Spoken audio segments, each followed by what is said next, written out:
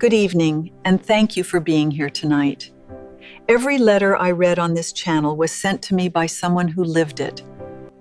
I only give the words a voice, and I change a name or a small detail here and there to keep a life private. Tonight's letter is from a woman I'll call Eleanor. She's 6'3". She spent 30 years working with quiet paper that kept roofs over other people's heads. And for a long time, she couldn't keep one over her own dignity. I'll say only this before we begin. Tonight's letter is from a woman I'll call Eleanor. She's 6'3". She spent 30 years working with quiet paper that kept roofs over other people's heads. And for a long time, she couldn't keep one over her own dignity. I'll say only this before we begin. It isn't a revenge story, no matter what the title may have promised you. What Eleanor did was slower than that, and far more frightening to the people who had grown comfortable. She simply stopped disappearing. Let me read it to you the way she told it. The house on Maplecrest Lane had been built by a man who measured twice and spoke once. Tom Whitfield had been a carpenter for 41 years. And when he finally built something for himself, he built it slowly, the way a man builds when he means to die in the rooms he is making. The door frames were his.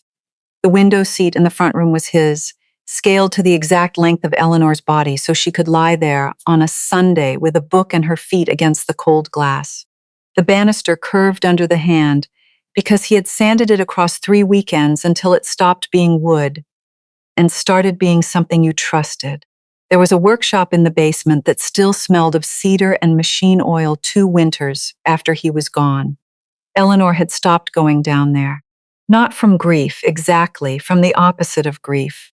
From the fear that if she stood in that smell long enough, she might forgive the world for taking him, and she was not ready to forgive the world for anything yet. She was 63. She wore thin round glasses she'd had reglazed twice rather than replace, and a gray cardigan that had been Tom's idea of a Christmas present, the last Christmas he was strong enough to wrap one. Her hair had gone the silver of weathered pine. People in town called her gentle, and they were right, though they mistook the gentleness for softness, which is a different thing entirely. For 30 years, Eleanor had worked as a paralegal in a family law office 2 towns over. She was the one who prepared the papers, the leases, the notices, the careful documents that decided who stayed in a house and who left it, who held the keys and who handed them back. She had filed 1,000 notices for other people's families and felt nothing more than the satisfaction of a comma in its right place. She knew, better than most lawyers did, exactly what a home was worth in the eyes of the law. She knew exactly how thin the line was between a guest and a tenant, between generosity and surrender. She had simply never thought she would need to know it for herself. Ryan had asked to move in 18 months ago. Just for 6 months, he'd said, until he and Brooke saved enough for a down payment. He was 34, her only child, with his father's tall frame and none of his father's stillness. Brooke was 29, quick and bright and lit from within by a restlessness Eleanor had never quite learned to read. They took the 2 upstairs bedrooms and the bath between them, and Eleanor told herself it would be good to have voices in the house again. Brooke had been around a great deal that last winter, before they ever moved in, there at the hospital, there in the kitchen, there in the long, terrible weeks while Tom was dying. And Eleanor had been grateful for it then, and had not thought to wonder, until much later, what a young woman with a camera had made of all that grief. The slide had been so gradual, she could not name the day it happened. First it was dinner, because Eleanor cooked anyway, and it seemed foolish to cook for one. Then it was the laundry, because the machines were hers, and she was already running a load. Then it was the groceries, the bills, the calendar of who needed the car and when. Within a year, she had become the thing every household has, and never thanks, the person who remembers. She remembered that Ryan's car needed an oil change. She remembered that Brooke was allergic to walnuts, that the property tax came due in November. She held the whole machine of their 3 lives in her head, and the holding had become so total that the others had forgotten the machine was being held at all. They thought the house simply ran. They had stopped seeing the hands. In the corner of the kitchen Tom built, there was now a ring light. It stood on a tripod, a pale glowing circle on a chrome stalk, and it had been there so long that Eleanor had stopped noticing it too, the way you stop noticing a clock. Brooke turned it on most mornings. Brooke had what she called a platform, a growing audience that watched her arrange the house, fold the towels into thirds, simmer something on the stove, narrate the warm and effortless life of a young woman in a beautiful old craftsman home. The home was beautiful. The life looked effortless. It looked effortless because Eleanor was standing just outside the frame. It was a Sunday in late February, the kind of bright, hard cold that makes the windows ache, and Eleanor was setting the table for what Brooke had been calling on camera the Sunday reset. There would be a pot roast. Eleanor had started it at 9 that morning, and now it rested on the counter under foil, filling the kitchen with that low brown smell that means a house is being cared for. She was laying out the cloth napkins, the white ones ironed, because Brooke liked the white ones for filming. She folded each into a soft triangle and set it to the left of each plate, the way her own mother had taught her in another kitchen 40 years gone. Brooke was filming. Eleanor was used to that. She had learned to move through the edges of the shots without looking up, a habit so practiced it had become a kind of disappearing. But this time Brooke's voice carried, warm and performed, pitched for the people on the far side of the lens. And of course, Brooke said, panning slowly across the table, across the roast, across the older woman's careful hands, our live-in help keeps it all running. Honestly, what would we do without her? A little laugh. The soft tap of a thumb posting it into the world. Eleanor did not stop folding. Her hands finished the napkin they were holding, because her hands did not know how to do anything else. Help.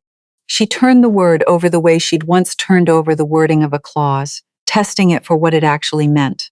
Not Tom's wife, not Ryan's mother, not the woman in whose late husband's house they were all standing. The help. She finished the table. She always finished the table. It was 20 minutes later, sitting alone at the small side table with her own phone, that she found the post. It already had 400 likes and a string of warm little hearts from strangers. And underneath it, where she could not pretend not to see, was a comment from an account she knew as well as her own face. Ryan had answered the joke about his mother. He had not defended her. He had not even typed a word. He had simply left a single laughing emoji, the way a man tosses a coin to someone he has decided not to look at. Eleanor waited for the pain. She had buried a husband. She knew the shape pain made when it arrived, the way it pulled the air out of a room, but it did not come. What came instead was colder and clearer and far more useful, a stillness like the moment in her old office when a messy file finally resolved itself into a single clean question. She was not family in this house. She was a fixture they had stopped seeing, a thing that kept it all running. She stood. She crossed the front room to the row of hooks by the door, hooks Tom had carved from a single length of oak, each one a different size for a different coat, her small one at the end. She took her coat off her hook. She took her purse. She did not raise her voice or shut a cabinet hard or give them the scene that could be filmed and captioned and fed to 400 strangers. She let herself out the front door and pulled it shut behind her with a soft, final click, the sound of a woman setting down something she had been carrying for 18 months, without once being asked if it was heavy. The pot roast was still warm on the counter. She left it for them. She drove out to the lake. She and Tom had kept a one-room cabin at the edge of the water for 30 years, a place with a wood stove and a porch and no signal to speak of, and she had not been back since the funeral. The key still hung where it always had. Inside, the cold was the clean kind. She built a fire the way Tom had taught her, laid her coat over the back of a chair, and sat in the dark while the stove ticked itself warm. She did not cry. She had expected to out here where no one could film it. Instead, her mind did the thing it had done for 30 years across a desk. It began quietly to make an inventory. Whose name was on the deed, whose name was on the policies, the accounts, the plans that ran beneath all their easy, comfortable days. What she had been carrying and what, line by line, was actually hers to set down. She found a legal pad in the drawer where Tom had always kept one and a pen that still worked, and she sat at the little table and began to write a list. She had spent her whole life protecting strangers' homes, preparing the papers that kept other families safe inside their own walls. She had simply forgotten to protect her own. At the top of the page, in the small, steady hand that had filled 1,000 files, she wrote a single word and underlined it once: mine. She stayed 3 nights at the lake, and they were the first 3 nights in 18 months that no one had needed anything from her. The cabin had no signal worth the name, which she had once found inconvenient and now understood to be a mercy. In the morning, she made coffee on the wood stove in the dented enamel pot Tom had refused to throw away, and she carried it out to the porch and watched the mist come off the water in long, pale ropes before the sun burned them away. The lake did not perform for anyone. It did not arrange itself to be admired. It simply was what it was, gray and cold and patient, and Eleanor found she could sit with it for an hour at a time and feel something in her chest unclench a notch she had not known was wound. By the second morning, the list on the legal pad had grown into something she recognized. Not a list of grievances. She had no use for grievances. They were heavy and they earned no interest, but a docket. 30 years across a desk had trained her to Ooshild the way an electrician sees a finished wall. Not as a smooth painted surface, but as the wiring behind it, the live current running unseen through every room, behind everything that switched on so reliably that the people in the house forgot it had ever been wired at all. And the current in the house on Maple Crest Lane all ran back to her. She wrote it out one line at a time, the way she would have prepared an intake for a client. The family cell plan was in her name. She paid it in full each month, and Ryan and Brooke were simply lines beneath hers, the way a tree has branches. The streaming bundle was hers, the one Brooke watched late into the night, the one whose password Brooke had given to 2 friends without asking. The car insurance that covered Brooke's little crossover rode on Eleanor's policy, because adding the children when they moved in had shaved a few dollars off the premium. At the time, it had seemed like exactly the sort of small, invisible kindness a mother performs without comment. The household debit card, the one Brooke carried for groceries and house things, a phrase that had quietly come to mean Brooke's things, drew from a checking account Eleanor had opened the year Ryan was born. The year Tom had taken on a second job Frank Howding's houses on weekends so she could stay home with the baby. None of it was theft. That was the part that steadied her hand on the pen. She kept returning to it, turning it over, because it mattered to her that she be exactly right about this. Brooke had not stolen anything. Ryan had not stolen anything. There had been no crime, and that was precisely the trouble, because there had been no single moment she could hold up and say, that was the wrong. There had only been a slow tide. Every wire ran back to her name, her signature, her money, her labor, and the 2 of them had mistaken the absence of a bill for the absence of a cost. They had lived for 18 months inside a generosity so total and so silent that they had stopped being able to see it, the way you stop being able to see the air. She was not going to punish them. She wrote that at the bottom of the page and underlined it twice, a note to herself, a discipline. This is not punishment. Punishment was a thing you did to another person. What she was going to do was simpler and far more frightening than punishment. She was going to stop. She was going to set down one line at a time everything she had been carrying without being asked, and let them feel for the first time the true weight of a life they had believed was weightless. She did not cancel anything from the cabin.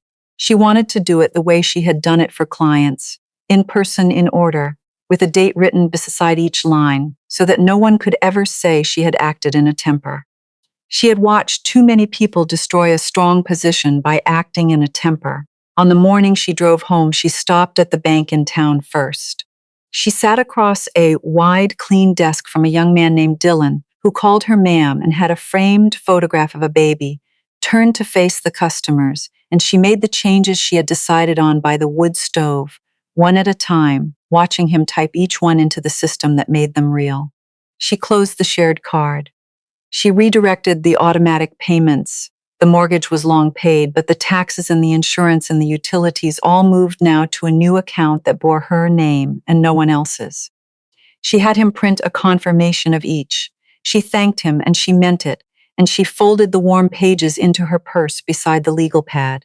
Then she sat for a moment in her car in the bank's small lot, the engine off, her hands resting in her lap, and she called the cell carrier and removed 2 lines from the family plan effective at the end of the day.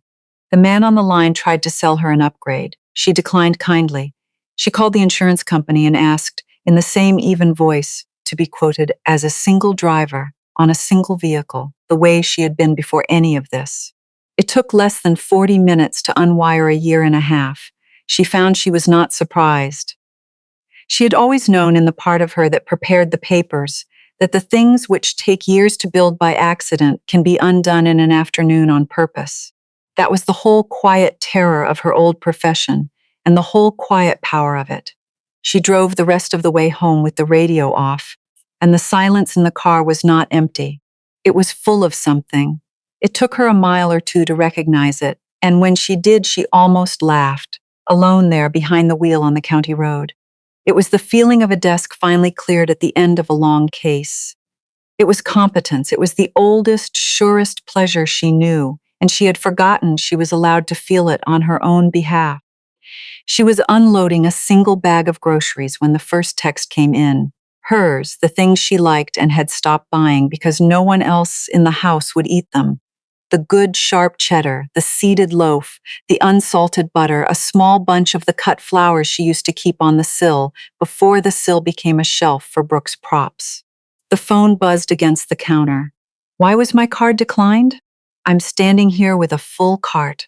Eleanor set the carton of eggs into the door of the refrigerator and did not reach for it.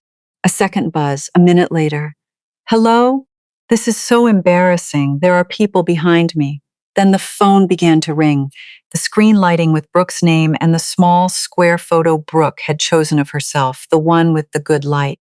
Eleanor watched it travel across the counter on its own vibration, inching toward the edge, and she watched it the way you might watch weather move, across a far field that is no longer your field to worry about. She let it go to voicemail. She put away the rest of the groceries without hurrying.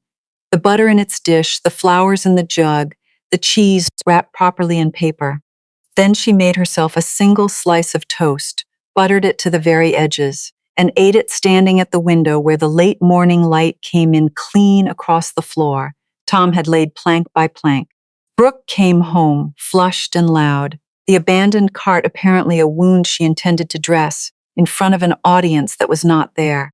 Ryan trailed in behind her, tired in the particular way he always went tired when the air in a room turned sharp. A tiredness Eleanor had spent years reading as patience and only now understood for what it had always been. The simple wish to be somewhere else, to let the discomfort be someone else's to hold. What was that this morning? Brooke said before her coat was even off her shoulders. Do you have any idea how I looked? They had to void the entire order. Everyone was staring. I closed the card, Eleanor said. She did not look up from the plate she was drying. Her voice was even, almost gentle. There was nothing performed in it anywhere, and that, she would realize later, was what unsettled them more than shouting ever could have. There was no edge to grab, no heat to match. You, what? Without even telling me, how am I supposed to do the shopping now? With your own money, Brooke. She set the dry plate in the cupboard where it lived, third from the left, the stack squared. The card was for shared things. It stopped being shared a long time ago, and I should have noticed sooner. That part is on me. Ryan stepped in then, the way he always did, his hands lifting in that small smoothen, palms out, as though the trouble were a thing in the air between them that could be pressed flat. Mom, come on. You can't just shut everything off with no warning. The phone went dead too. I was in the middle of something at work. I looked completely unprofessional. Eleanor turned and looked at her son. She really looked at him, the boy she had carried and fed and taught on the basement machines, and the man he had let himself slowly become. He was standing here in his dead father's kitchen, under the door frame his father had hung, asking her why the lights had gone out. And not once, not for a single second, asking who it was that had been paying for the electricity all these years. I gave the same notice I always gave my clients, she said. Effective at end of day, in writing confirmed. The accounts are in my name, Ryan. They always were. I'm just not going to carry them on autopilot anymore. She folded the dish towel in half and hung it over the oven handle, squaring the edges without thinking, a small tidiness 30 years deep. You're both grown and you're both working. You can carry your own phones and your own groceries and your own laundry the way everyone else your age manages to. I made it too easy for too long. I'm not angry about it. I'm just done doing it. It was the calmness that left them with nothing. Brooke had come through the door, braced for a fight, and a fight could have been survived. A fight could have been narrated, clipped, scores with Nate Sadbeg, and posted for the 400 to weigh in on. But there was no fight on offer. There was only a 63-year-old woman in a gray cardigan, drying the last of her dishes and telling them the plain truth in the same voice she used to tell them. Dinner was ready. That was Monday. What came over the days that followed was quieter and far harder for them to name because nothing was ever announced. Eleanor simply stopped doing the 100 things she had never been asked to do and never once been thanked for, and the house began slowly and then less slowly to show her the shape of the hole where she had been standing all along. She cooked, but she cooked for one. She made herself a small supper each evening and washed her plate and her fork and her glass and stood them in the rack to dry. The rest of the kitchen stayed exactly as the three of them had left it that morning, which is to say it began, plate by plate, to fail. The dishwasher she had always quietly emptied before anyone woke now sat full of clean dishes until someone needed a bowl and discovered with visible bafflement that they would have to put the clean ones away before they could load the dirty. The trash she had always carried out on Tuesday reached the rim of the can and then rose above it in a soft leaning tower, and no one touched it because no one in that house had ever once been the person the trash belonged to. The laundry was the thing that finally broke into the open. Eleanor had done the family's wash on Wednesdays for so long that no one under that roof thought of Wednesday as anything but the day clean clothes reappeared, folded in the baskets outside their doors, the way rain appears, or weather, or any other process that simply happens to a person rather than being done by one. This Wednesday, she washed her own things, folded them on the bed the way her mother had taught her, carried them up to her room, and left the two heaped family baskets sitting in the upstairs hall, exactly where they were. Ryan found her in the kitchen that evening, with a wrinkled blue shirt held up in one hand, like a piece of evidence he was presenting to a court. Mom, the laundry didn't get done. I need this for tomorrow. I've got the regional call. I have to be on camera. The machines are in the basement, Ryan. She was reading in Tom's old reading chair, and she did not put the book down. You know how they work. I taught you on those exact machines when you were 12. You used to think the spin cycle was a ride. But it's Wednesday, he said it the way a small boy says it, as if Wednesday slowed world and she were the one breaking it. You always do it on Wednesdays. I'm retired, she said. She turned a page. I'm not the laundry. She looked up at him over the thin, round rims of her glasses, and her face was not unkind. It was something that landed on him worse than unkind. It was patient. Your shirt takes 40 minutes start to finish. You have all evening. Start it now and it'll be dry and hung before the news comes on.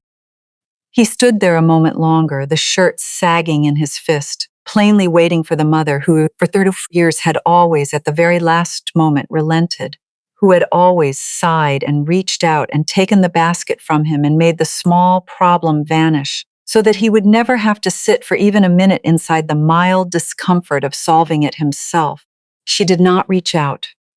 She read her book in her husband's chair in the lamplight, and after a while, when it became clear to him that the thing that had always happened was not going to happen, he turned and went down the basement stairs. A little later, she heard, faintly, up through the floorboards Tom had nailed, the heavy, off-balance thunk and stagger of a washing machine loaded wrong by a grown man's hands for the first time in his life. Eleanor marked her place with the little satin ribbon Tom had sewn into the binding for her one winter when she'd complained about losing her page, and she allowed herself, just for a moment, in the quiet, the smallest curve of a smile. It was not cruelty. She examined it carefully, the way she examined everything now, and she was certain it was not cruelty. It was something lighter and much older, the strange, clean feeling of a long debt at last beginning to be paid back in the other direction. Upstairs, the two baskets stayed in the hall another full day and a half before, without a word to her, they finally disappeared. The next thing Eleanor reclaimed was the room she had been most afraid of. Tom's study sat at the back of the house, off the hall, a small, square room with one good window that caught the afternoon light. He had built the shelves himself, of course, floor to ceiling on two walls, the wood darkened now to honey, and he had kept his books there and his ledgers and the long flat drawers where he stored the drawings for every house he had ever framed, each one labeled in his blocky carpenter's print. It was the room where he had done the slow paperwork of a working life, and it was the room where, in the last months, he had spent most of his afternoons when the chemo had taken the strength to do anything more. After the funeral, Eleanor had closed the door and more or less left it closed. She had not had the heart to sort it. And into that grief-sealed room, sometime in the long blur of the first year, Brooke had moved. Eleanor had not exactly given permission. Brooke had simply mentioned one evening that the light back there was incredible for filming, and had asked if she could use the corners sometimes. And Eleanor, hollowed out and agreeable in the way the recently bereaved often are, had said something that was not no. By the time she surfaced enough to notice, the corner had become the room. Tom's reading chair had been pushed against the wall to make space for a second ring light and a little folding table of cosmetics. A rod of clothing, Brooke's content wardrobe, she called it, stood where the long drawing drawers used to be easy to reach. Cables ran along the baseboards Tom had cut and coped by hand. The room that had smelled of him now smelled of someone else's perfume. On the Thursday of that second week, Eleanor opened the study door in the early afternoon when the house was empty, and she stood in the doorway for a long moment, and then she went to work. She did it the way she did everything now, without heat, and with a record. She did not throw Brooke's things into the hall. She found clean boxes in the garage, and she packed the wardrobe and the cosmetics and the lights carefully, folding the clothes, coiling the cables, and she labeled each box in her own neat hand. B. Wardrobe. B. Lighting. B. Misc. She carried them up and stacked them just inside the door of the upstairs bedroom Brooke shared with Ryan, out of the weather, undamaged, nothing lost. Then she came back down and she did one more thing, the thing that told her she was wholly her father's daughter and her late husband's wife and 30 years a paralegal. She sat at Tom's desk and she wrote on a fresh sheet the date and a single plain line noting that she had relocated her daughter-in-law's personal property, undamaged, to her room, and that the study was hers and being returned to her use. She did not need the note for anyone. She wrote it for the same reason she had always written such notes. Because a thing written down on the day it happens is a kind of fence, and she had spent her life teaching people that fences kept the peace. Then she began to put Tom's room back the way it had been. She pulled his reading chair to the window. She wiped the dust from the shelves with a soft cloth, and she came at last to the bottom drawer of his desk, where he had kept the family's odds and ends. Old photographs, a tangle of charging cords, 2 or 3 retired phones, and a small external hard drive that Ryan had set up for them years ago, back when he was the kind of son who set things up for his parents, so that all the family pictures and videos would be backed up in one safe place. She plugged the old drive into her own laptop, mostly out of tenderness. She thought she might find Christmases. She thought she might find Tom. What she found first was Brooke. The drive had been used recently and heavily as a working archive. Folder after folder of video files, organized by month, going back nearly 2 years, and Eleanor understood, scrolling through them, that she was looking at the raw material of Brooke's whole platform. Here was the house, filmed and refilmed. Here were the towels folded into thirds, take after take, and here in folder after folder was Eleanor herself. Eleanor at the stove, filmed from behind. Eleanor's hands setting the table. Eleanor carrying baskets up the stairs, captured from the landing above. Clip after clip of an older woman working. None of it ever asked for, none of it ever shown to her. all of it harvested from the edges of a year and a half of her life and folded into the warm, effortless story Brooke sold to strangers. There was even a folder she saw, her stomach going cold and still labeled simply the help, usable. She sat with that for a while. It was worse than the caption had been, because the caption had at least been a single careless moment. This was a system.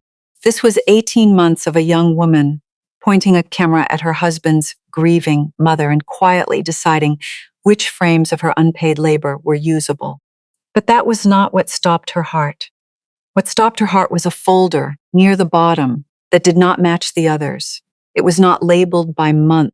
It was labeled with Tom's initials, TW, and a date, and the date was 3 weeks before he died, which placed it, Eleanor realized, in that last winter, months before Ryan and Brooke had ever moved in, when Brooke had been around so constantly and Eleanor had been too deep in the dying to wonder why.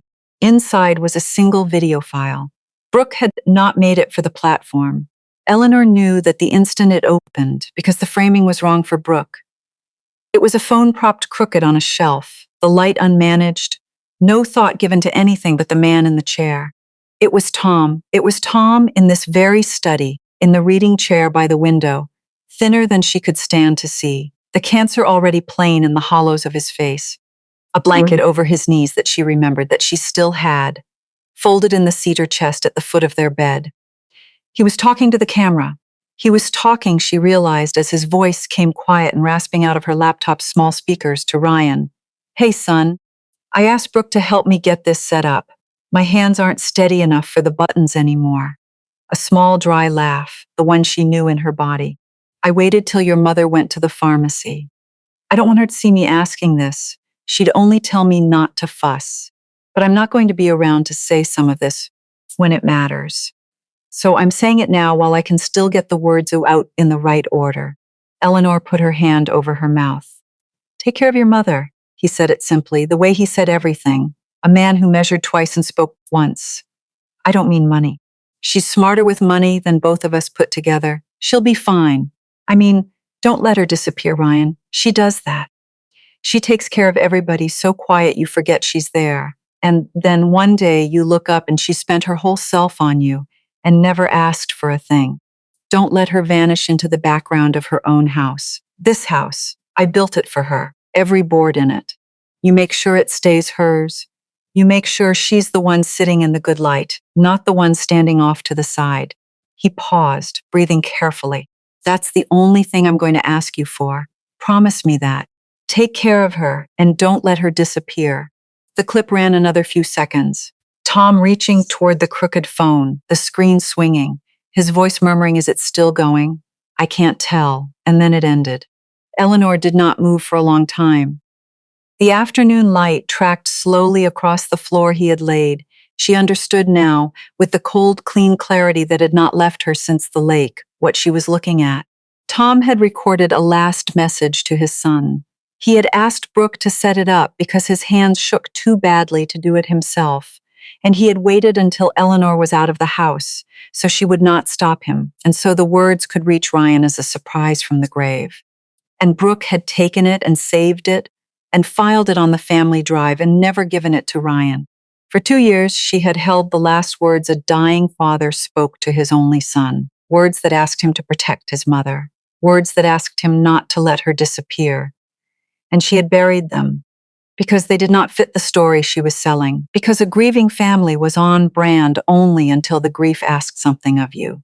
Ryan had never seen it. Ryan had spent 2 years thinking his father had said nothing at the end, had simply slipped away with the words still in him. And all that time the words had been here, 3 feet from where Brooke set up her ring light, in a folder she had chosen not to open again. Eleanor closed the laptop, gently, the way you close a door on a sleeping child.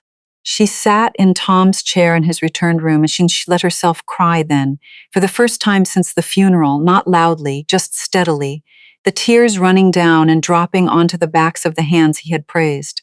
"She's smarter with money than both of us," until the light went amber and then went blue. She did not decide anything in that hour. She only grieved, finally in the room built for grieving. The deciding would come. She knew already what shape it would take.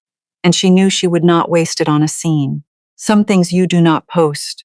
Some things you save, and you choose with great care the one moment they need to be seen. She copied the file twice to two places of her own.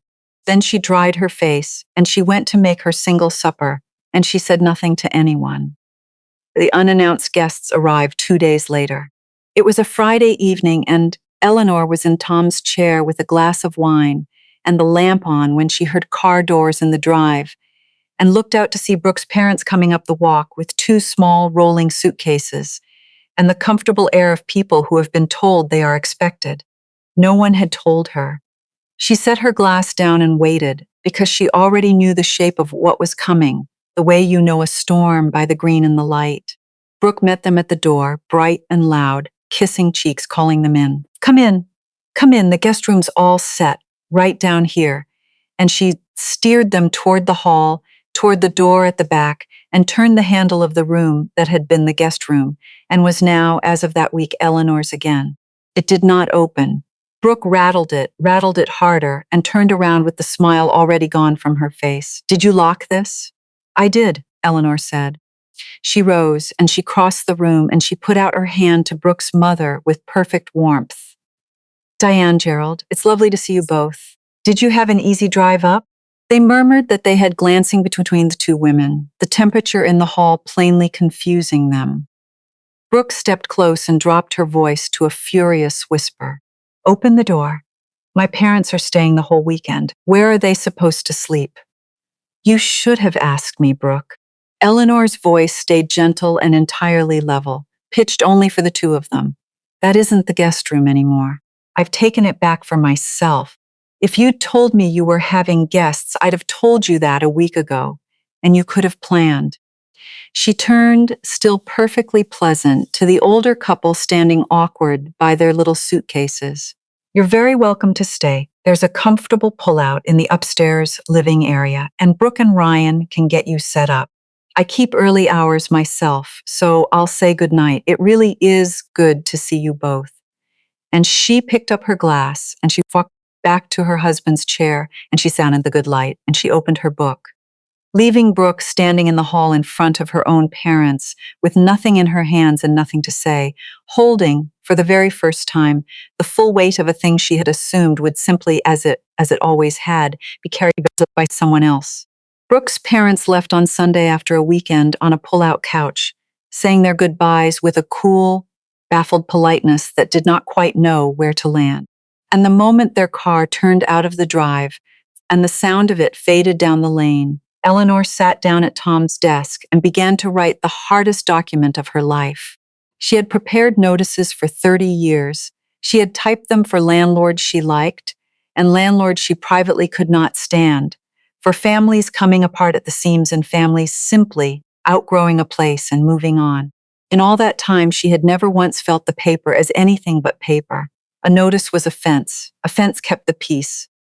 She believed that as deeply as she believed anything she had learned in a working life, that the clearest kindness one person could do another was very often to write down plainly and without heat exactly where the line was, so that no one had to guess and no one had to fight about it later in the dark. She had built 1,000 of those fences. She had simply always built them around someone else's yard. Now she was building one around her own son, and her hand, the small, steady hand that had filled 1,000 files without a tremor, that had outlasted 3 office computers and the slow death of her own husband, was not quite steady on the pen. She made herself slow down. She made herself do it correctly, because doing it correctly was the only mercy she had left to offer Ryan, and the only protection she had left to claim for herself. And because she knew, better than anyone she had ever worked beside, that the fastest way to lose a strong position was to act out of feeling and put yourself in the wrong. She had watched it happen to clients 100 times. The righteous ones, the ones who had truly been wronged, who let their anger write the letter for them, and handed their adversary the one gift an adversary prays for, a reason to talk about your behavior instead of their own talk. She would not give them that. She would not give anyone that. So she sat in her husband's returned study in the good afternoon light, and she thought first not about what she wanted, but about what was true. She thought about what the law of her own state actually said, which she knew the way a surgeon knows the body, without having to look it up. She knew that Ryan and Brooke had now lived under her roof long enough that they were no longer guests in the eyes of that law, but something withstanding, something the law would call tenants at will, with rights that did not evaporate simply because no money had ever changed hands. She knew that she could not. However, the woman in some satisfying story might change the locks overnight and stack their boxes in the rain. To do that would be to break the law she had served her whole life. And worse than that, far worse to her, it would be to become for one hot, satisfying moment a smaller version of herself than Tom had married. The whole point was that she was not going to shrink to meet them. She was going to do this standing at her full height. She drafted a document that offered them two clean paths, because two clean paths is what a fair person offers. And she had decided that whatever else this took from her, it would not take her fairness. The first path was a proper month-to-month tenancy. Fair market rent for the upstairs square footage, no more and no less than she would have asked a stranger, plus a reasonable share of the utilities they actually used, beginning the first of the following month. A real arrangement between a landlord and tenants, carrying on both sides the ordinary dignity that a real arrangement carries. The second path was a lawful notice to vacate, with the full period her state required and then a little more besides. 60 days, generous and unhurried, time enough for two employed adults to find a place and pack a life without panic. She wanted no one able to say she had moved cruelly. She wanted, when this was all over, and she was an old woman alone in her house, to be able to look at every line of it and know she had been fair. She wrote it, and then she did the thing she had taught every young associate to do, and that almost none of them ever learned. She read it 3 for tone. Not for accuracy, the accuracy was never in question. For tone. She read it once as herself, once as a stranger, and once hardest of all as Ryan sitting on the couch with it in his hands. And everywhere she found a phrase that carried even the smallest sting, a word chosen because it would land, a sentence shaped to make a point rather than simply to state a fact. She filed the sting off patiently, the way Tom had filed the burr off a cut edge until it was safe to run your hand along.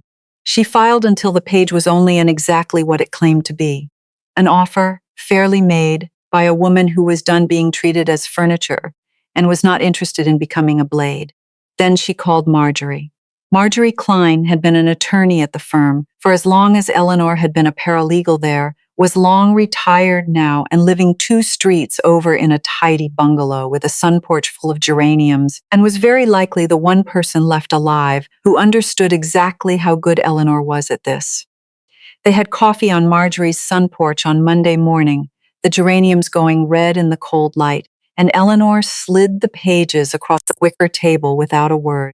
Marjorie put on her own glasses and read the whole thing twice, slowly the way you read something a friend has made. "This is clean," Marjorie said at last, and set it down and squared the pages with 2 fingers the way they both still did, an old office habit neither had ever shaken. "This is exactly what I'd file if you walked into my office a stranger off the street. You gave them 60 when the statute would let you give them 30. You set the rent at market, not a dollar over. There's not a judge in this state who'd find a thing to frown at here, and you knew that before you came." She took off her glasses. "So the question was never whether it's right, Elle. You've never gotten the paper wrong in your life. The question is whether you can hand it to your boy. That's the only question on this porch." "Do you remember the Hartleys?" Eleanor said. She was not quite looking at her friend. She was looking out at the geraniums. "The mother and the 2 grown sons who wouldn't leave, and we did the notice, and it was a Tuesday, and I typed it before lunch, and I don't think I thought about it once after. I remember the Hartleys. I never thought about it again," Eleanor said, "not once, 40 years of them, and now I cannot put the pen down. I've read this so many times I could say it in my sleep, and every time I get to his name on the line, I have to set it down and breathe." She turned the cooling cup in its saucer a slow quarter turn and back. "It never weighed anything, Marjorie. 40 years, and it never a single thing in my hand. And now it weighs like a coffin lid. I keep waiting for that to mean I shouldn't do it. Marjorie reached across the wicker table and put her dry, warm hand flat over Eleanor's, the way old women do who have run clean out of patience for any comfort that isn't true. It weighs like that, she said, because it was never the paper that was heavy. 40 years you thought you were good at handling something light, and you weren't. You were good at handling something heavy and not letting it touch you, because none of those people were yours.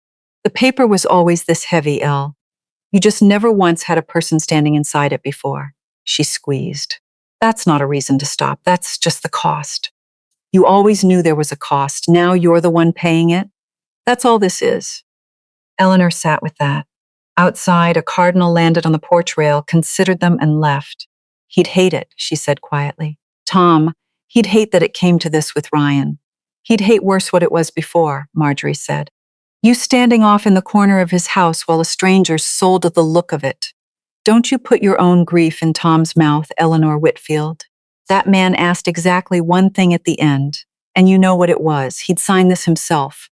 He'd sign it and hand you the pen. There was one more page in the folder, and Eleanor had not slid that one across the table, and Marjorie, who missed nothing, had not asked about it. Eleanor had saved it for last in her own mind, because it was the one that frightened her least and grieved her most, the one she had hoped, against the plain evidence of her own eyes, that she would not need. It was a cease and desist, drawn just as cleanly as the rest, addressed not to her son but to her daughter-in-law. It set out, in the dry numbered language Eleanor had at her command, the way other people have their own phone number, that for approximately 18 months Brooke had recorded, retained, and commercially published the image and likeness of Eleanor Whitfield without her knowledge or her consent, and for Brooke's own profit. That this use would now stop and that the existing material would come down. Eleanor had it all cataloged by then, every clip, every folder, every date, the help, usable. She felt no triumph in it at all.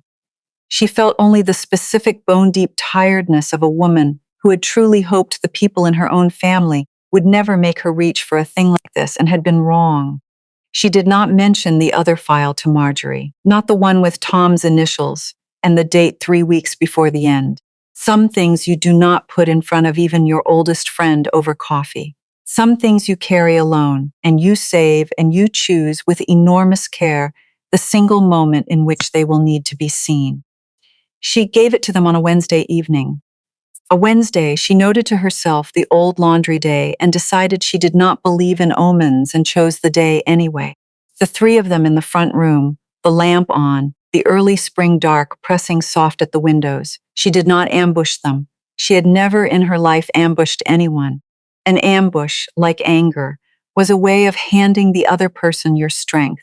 She asked them to sit, and she said simply that she had something for each of them. And she handed Ryan the envelope holding the agreement and the notice, and she handed Brooke the envelope holding the cease and desist. Then she sat down in Tom's reading chair, with her hands folded in her lap, and she waited, in silence, while her son and her daughter-in-law read. It went at first exactly as she'd known it would. Brooke got to the second paragraph of hers, and her face changed. Eleanor watched the warmth go out of it like a light switched off from another room, and then her voice came up and out of her, climbing fast toward the bright performed register that 18 months of audiences had worn smooth. You went through my files? This is insane. This is my work. This is my whole. You can't just go into I went through my late husband's hard drive, Eleanor said very quietly, not rising to it, in my late husband's study, looking for photographs of late husband.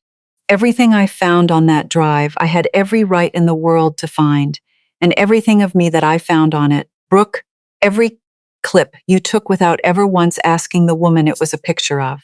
Ryan was not listening to either of them. He was staring at the second page of his own envelope, at the figure typed there, the fair market figure she had not padded by $1.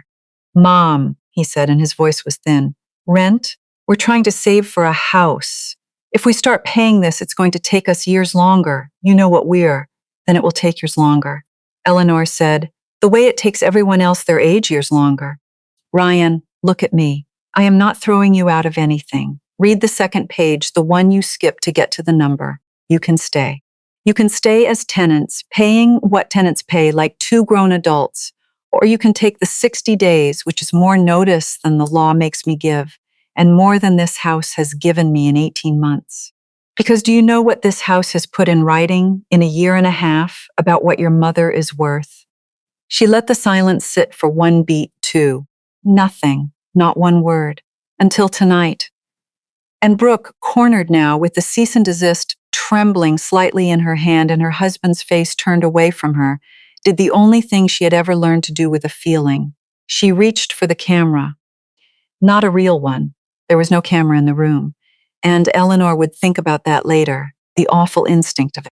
Brooke simply turned her body a few degrees toward an audience that was not there and pitched her voice into the register of heartbreak and let the tears come on command. She was performing even now, even here, even with no lens within reach, the wronged and loving daughter-in-law for a crowd of strangers who existed only as a habit in her own nervous system. I cannot believe this is happening. After how much I have given to this family, Eleanor stood up. She did it slowly, and the slowness stopped Brooke mid-word, because it was not the movement of someone losing a fight. She crossed to the desk and picked up her laptop, which she had set there an hour before, already open, already cued to the first frame. She carried it back and set it down on the low table directly in front of the couch, and she turned it so that the screen faced her son, and she said in a voice that had gone very gentler than anything she had said all night, "Ryan, before you decide anything tonight, your father wanted to tell you something. He recorded it for you. He's been waiting 2 years for you to hear it." And she pressed play, and she stepped back, and she let her husband into the room. The stillness that came over the front room then was unlike any stillness Eleanor had ever stood inside. Tom's voice came quiet and rasping out of the small speakers. "Hey, son," and she watched it hit her child like a wave hits a piling. She watched the grown man simply fall away and the boy come up underneath the skin. She watched Ryan's mouth open and stay open as his dead father, thin and gentle in the reading chair not 8 feet from where they all sat, said the things he had said and never, until this moment, been allowed to deliver. "Take care of your mother. I don't mean money. I mean, don't let her disappear, Ryan. She does that. You make sure she's the one sitting in the good light, not the one standing off to the side. That's the only thing I'm going to ask you for.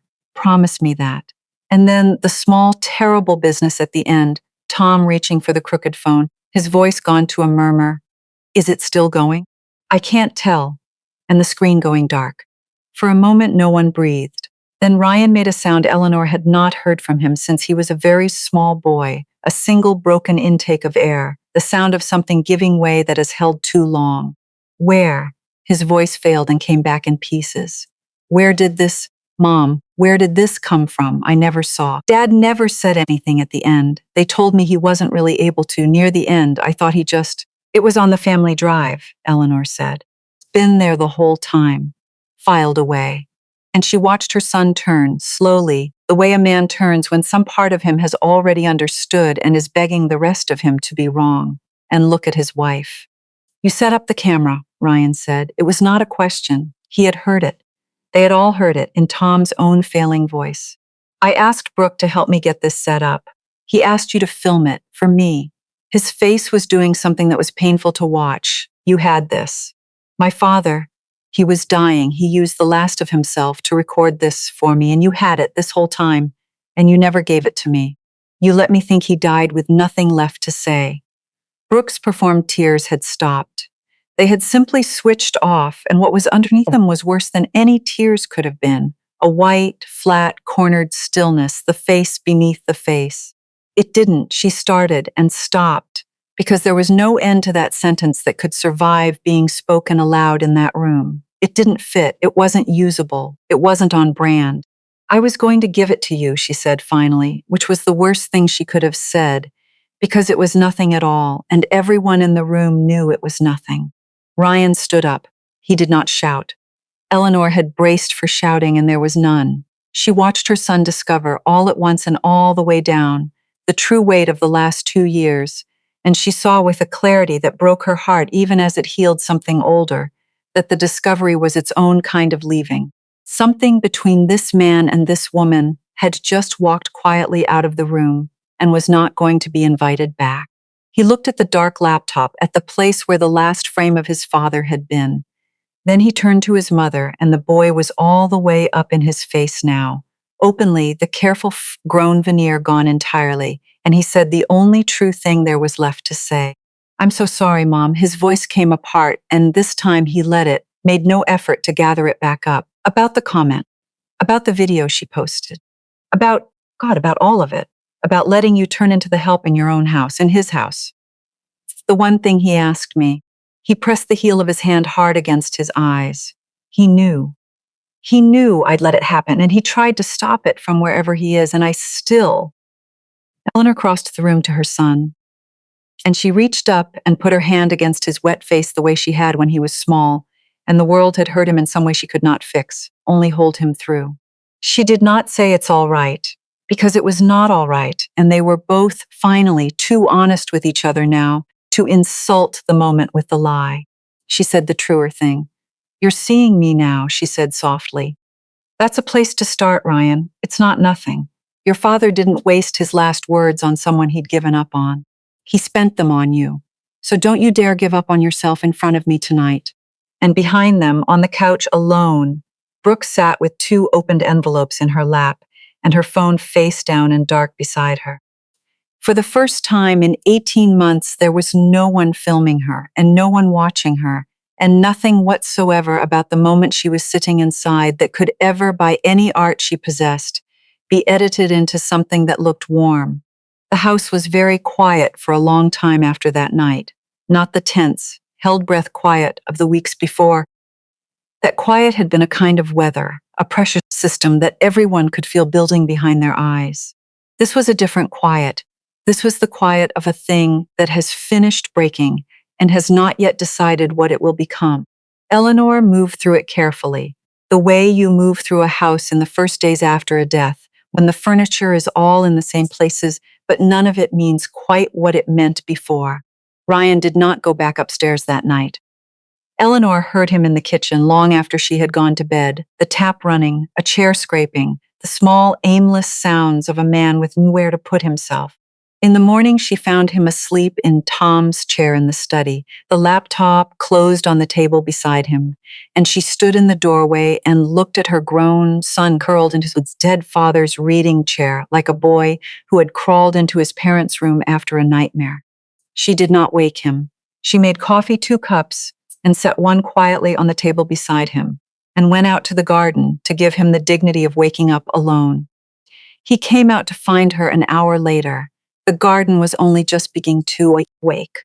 The bed still mostly bare earth, the first shoots pushing up through last year's mulch, and she was kneeling on her pad, cutting back the dead canes the winter had left behind, clearing the old growth so the new could come. She heard him on the path but did not turn. She had learned, raising him, that her son said the truest things when she was not looking directly at him. "I keep thinking about it," he said. The whole year and a half, and I can't find the part where I noticed. That's what I can't get past, Mom. I keep looking for the day I should have seen it, and there isn't one. It just happened while I was looking at my phone." "That's how it happens," Eleanor said. She did not stop working. Nobody decides to make their mother into furniture. You just stop seeing the chair you sit in every day. That's not an excuse for you, but it's not a special wickedness either. It's the most ordinary thing in the world, and that's what makes it so hard to catch.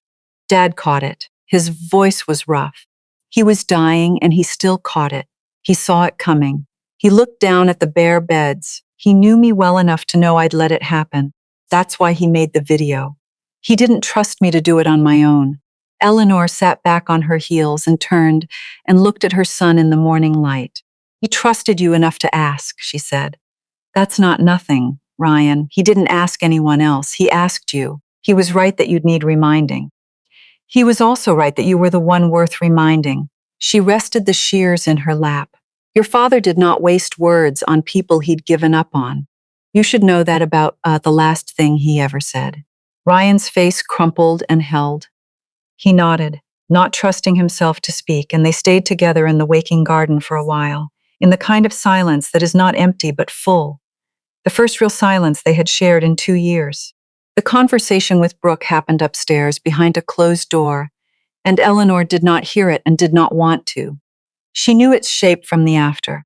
She knew it from the way Brooke came down the next morning with her chin set and her phone, for once, nowhere in her hand, and asked Eleanor, stiffly, but asking, which was new, whether the offer to take the 60 days still stood, because she did not think she would be staying. She knew it from the way Ryan did not come down with her, and she knew it most of all from the silence on the platform. Within a few days, the warm, effortless videos simply stopped appearing, the account going still and then dark, the towels unfolded, the kitchen unnarrated. Whatever the cease and desist had begun, something larger had finished. You cannot sell a beautiful family life from someone's marriage that has just discovered what it is made of. They did not move out in a storm. That surprised Eleanor, who had braced for one. Instead, there was a long, strange, civil season of about 4 months, during which the two of them lived in the upstairs rooms as something Eleanor could only describe as polite strangers. To her, and increasingly she suspected to each other. They paid the first month's rent, on time, in a way that felt less like an arrangement, and more like an apology that could be measured in dollars. They bought their own groceries and kept them on their own shelf, and did their own laundry on whatever day they liked, and the baskets never again appeared in the hall. And slowly in that season, her son came back to her in pieces. It was small things at first, the small things being the only true things. He started carrying the trash out without being asked on Tuesdays, and she never once mentioned that she had noticed, because mentioning it would have made it a performance, and she wanted it to stay what it was. He fixed the loose board on the back step, badly, with the wrong screws, but he fixed it, and she left it exactly as he had done it, because his father had taught him on that step, and the wrong screws were the most beautiful thing she had seen in a year. He took to sitting with her in the evenings sometimes, not always talking, the two of them with the lamp on. And one night he asked her to tell him about Tom, really tell him, the long way from the beginning, and she did for 3 hours, and he listened the way he had listened when he was 7. She understood that he was trying, late and clumsily, and with the whole rest of his life, to do the thing his father had asked of him, to not let her disappear, to see the woman in the good light. Brooke was civil to the end, and Eleanor was civil back, and there was even, in the last weeks, a kind of distant peace between them. The peace of two people who have stopped pretending to be family and can therefore finally be decent to each other. Brooke never apologized for the buried video. Eleanor never expected her to. Some debts are too large to be paid in words, and the only honest thing is to stop pretending they can be. But the day before they left, Eleanor found, propped on the kitchen counter, the small external hard drive, the family drive, with a sticky note on it in Brooke's handwriting that said only, "I deleted my folders. The rest is yours. I'm sorry about the one." And Eleanor stood in the kitchen and held it for a long time and decided that the one was as close to the truth as Brooke had ever come, and that she would take it.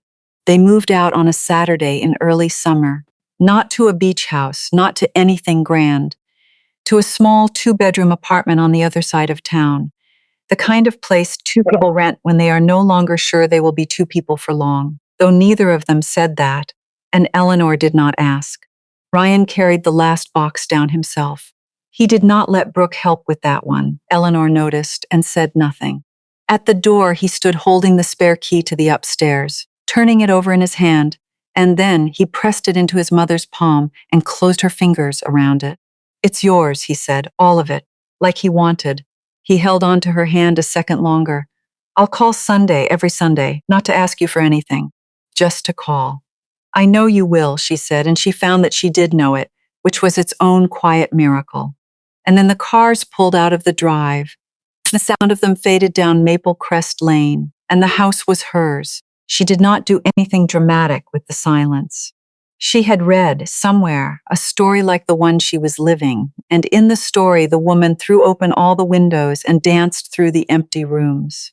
Eleanor understood now that whoever wrote that had never actually had their house given back to them, because what she felt was not a dancing thing. It was a settling thing. It was the feeling of a held breath, finally let all the way out, so slowly you could not say when the breathing started again. She slept that night better than she had in 2 years. The next morning, she got up early, the way she always had, and she made herself breakfast, properly, the eggs the way she liked them, and the good bread toasted, and a small jug of the cut flour she had started buying again on the sill where they belonged. And she did not eat standing at the counter in the edge of the frame, the way she had eaten for 18 months. She carried the plate and the coffee across the front room to the window seat Tom had built her, scaled to the exact length of her body, and she sat down in it, in the best light in the house. The summer sun came clean across the floor he had laid plank by plank, and she ate her breakfast like a woman in her own home. There were no shoes in the hall. There was no ring light glowing in the corner of the kitchen. There was no one waiting for her to remember something, no one whose phone or laundry or grocery list was about to become, by the silent magic of being unspoken, her responsibility. There was only the house and the light and the long quiet morning and her. When she had finished, she did one last thing. She took her laptop to the window seat and she opened the file she had copied twice and kept, and she played Tom's message again, not for Ryan this time, for herself. She watched her husband, thin and gentle in the reading chair, ask their son to take care of her, to not let her disappear, to make sure she was the one sitting in the good light. And she sat there in the good light as he had wished, in the home he had built board by board for exactly this, for her, for an old age in rooms that loved her, and she let his voice fill the quiet house one more time. You make sure she's the one sitting in the good light, he said, not the one standing off to the side. I am Tom, she said softly, to the screen, to the room, to the man in every board of the walls around her. I'm sitting right in it. You built it perfect. I'm right where you wanted me. And she closed the laptop, and she finished her coffee, and she looked out the window at the summer coming up, green and full in the garden. And Eleanor Whitfield understood, at last and all the way down, the thing she had spent 30 years teaching strangers and a year and a half forgetting for herself. Respect was never something you could beg for in your own home. It was not something you could earn by being useful enough, quiet enough, indispensable enough, by holding the whole machine of everyone's life so well that they forgot you were holding it. Being needed was not the same as being seen, and she had spent too long mistaking the one for the other. Respect was a thing you decided you were owed, and then quietly, without anger, without a scene, you stopped accepting anything less. It was the lock she had finally been willing to turn, and the door, it turned out, had been hers the whole time. That's where Eleanor's letter ends. That's where Eleanor's letter ends. She added one line at the bottom, and I'll read it to you the way she wrote it. She said, "The hardest part was never the locks or the paperwork. It was learning that loving my son and refusing to vanish were not opposites. I could do both. And doing both was the only thing that ever could have saved either of us." I've sat with that all evening. If you're listening tonight from inside a house where you've slowly become a fixture, useful, expected, unseen pact, I won't tell you to do what Eleanor did. Your story is yours. I'll just leave you her last line, because I think she earned it. Respect is not something you beg for in your own home. It's the lock you're finally willing to turn. Good night. Sleep well.